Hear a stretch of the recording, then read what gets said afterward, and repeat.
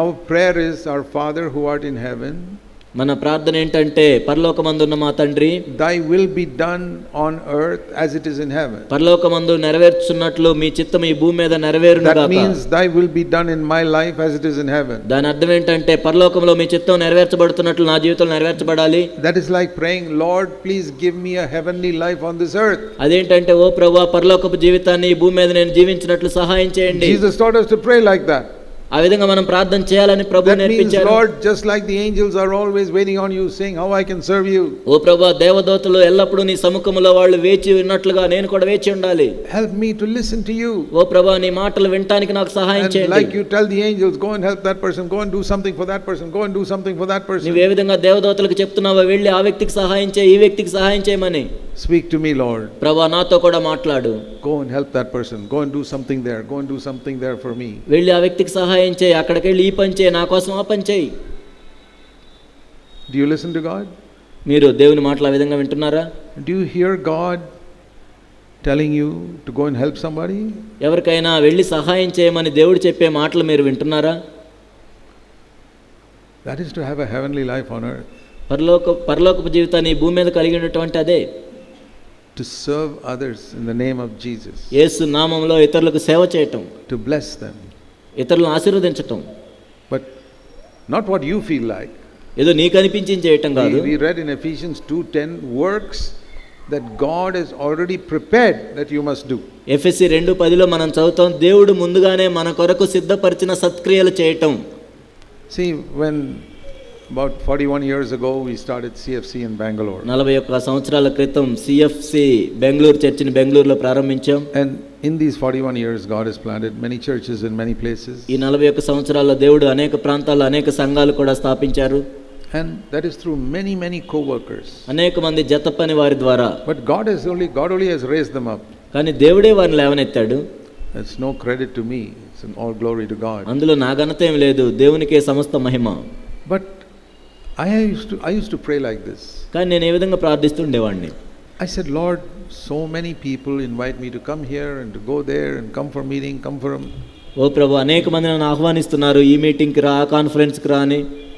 I don't know where to go. అసలు ఎక్కడికి వెళ్ళాలో నాకు తెలియదు. I don't know where you want me to go.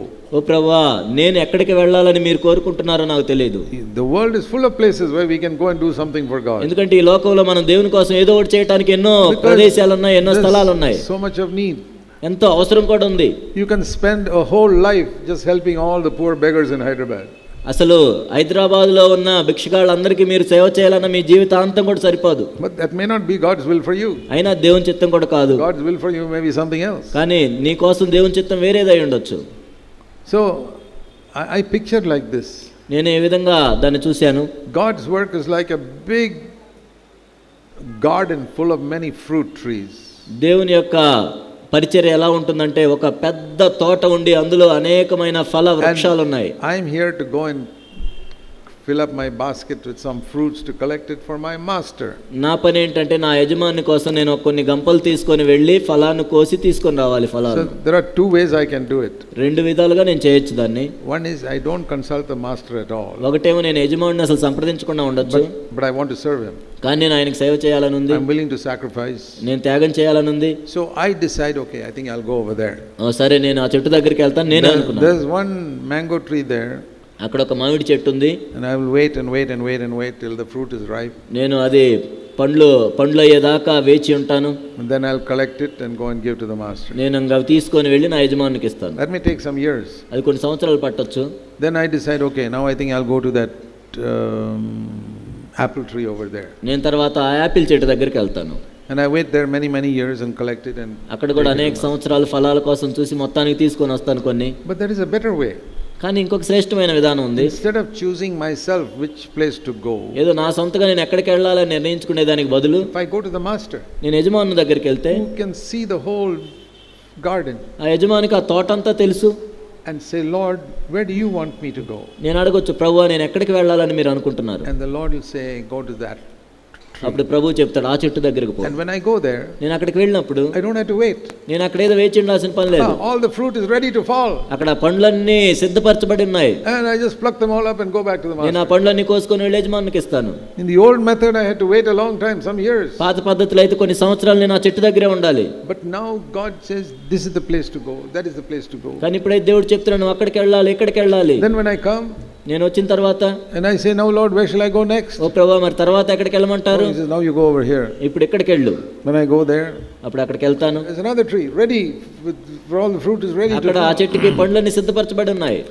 Like that you can spend your life doing the will of God. ఆ విధంగా నీ జీవితాన్ని దేవుని యొక్క చిత్తాన్ని నెరవేరుస్తూ గడపొచ్చు. Lord, what do you want me to do? ఓ ప్రభువా నేను ఏమి చేయాలని మీరు కోరుకుంటున్నారు? Everything. ప్రతి విషయంలో కూడా If you seek to do the will of God, you can live a heavenly life. నీవు దేవుని చిత్తాన్ని మాత్రమే చేయటానికి చూసినట్లయితే ఈ భూమి మీద పరలోకపు జీవితాన్ని జీవిస్తావు. So many people when they want to get married, అనేక మంది వివాహం చేసుకుంటున్నప్పుడు they look around for a pretty girl.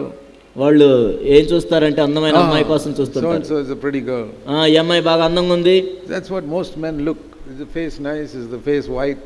I'll marry her. అనేక మంది పురుషులు ఏ విధంగా చూస్తారంటే అమ్మాయి తెల్లగా ఉంటే అమ్మాయి అందంగా ఉంటే చాలు అనుకుంటారు. But that girl may make you thoroughly unhappy. కానీ ఆ అమ్మాయిని పెళ్లి చేసుకున్న తర్వాత ఆయన సంతోషం ఉండకపోవచ్చు. Because the Bible says man looks on the outward appearance, God looks at the heart. ఎందుకంటే బైబిల్ ఏం చెప్తుందంటే మానవుడేమో బయట చూస్తాడు, దేవుడేమో లోపల చూస్తాడు. So you look at that pretty face. నువ్వేమో అందమైన ముఖాన్నే చూస్తున్నావు. Do you know what her heart is like? కానీ ఆమె హృదయం ఏంటో నీకు తెలుసా? If you don't know that, ఆ విషయం నీకు తెలియకపోతే you may have a miserable life. ఎంతో భయంకరమైన జీవితం ఉంటుంది. There are many men like that. అనేక మంది పురుషులు ఆ విధంగా అయిపోయారు కూడా. Believers. విశ్వాసులు కూడా said, oh, she's a pretty girl, I think I'll marry her. ఈ అమ్మాయి ఏదో బాగా అందంగా ఉంది, నేను పెళ్లి చేసుకుంటాను అనుకుంటారు. And their life is like hell on earth. కానీ ఆ పెళ్లి అయిన తర్వాత వాళ్ళ జీవితం ఎలా ఉంటుందంటే ఈ భూమి మీద నరక జీవితం లాగా ఉంటుంది. They were very zealous to serve God in their single days. వాళ్ళు పెళ్లి కాక ముందేమో దేవుని సేవ చేయడానికి ఎంతో తీవ్రంగా ఆసక్తి కలిగి ఉండేవాళ్ళు. But they got married and they could not serve God because their wife was like a chain pulling them back. కానీ వాళ్ళకి పెళ్లి అయిన తర్వాత దేవుని సేవ చేయరు. ఎందుకంటే వాళ్ళ భార్య ఎలా ఉంటుందంటే గొలుసులాగా బంధించి వెనక లాగుతూ ఉంటుంది. So you have to be very careful. కాబట్టి మనం ఎంతో జాగ్రత్తగా ఉండాలి. Lord, thy will be done in my life as it is done in heaven. ఓ ప్రభువా పరలోకంలో మీ చిత్తం నెరవేర్చబడుచున్నట్లు నా జీవితంలో మీ చిత్తం నెరవేర్చబడాలి.